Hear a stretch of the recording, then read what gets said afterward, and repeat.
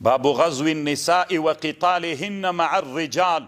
طالبان ورونو د دې باب مقصد دا د غزوه د ښځو قتال مع الرجال، یعنی ګوره جهاد ته خو به ښځې ځي، خو تنا دا ښځې به اوبه د مریضانو تداوي پخلی به کوي، برخه اخلي. د دې باب دا مقصد ده.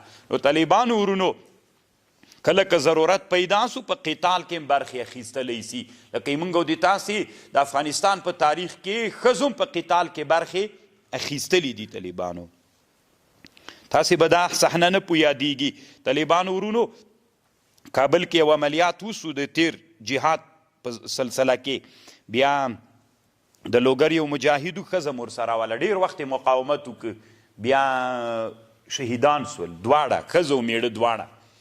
دلته په کابل کې یو غټ عملیات سوی، له هغې نه وروسته دوی هغه ځای کشف کړ چې کوم جنه عملیات رهبري کېدل، نو ډېر مقاومت طالبانو ښځې ورسره کړي او چا ورسره کړي.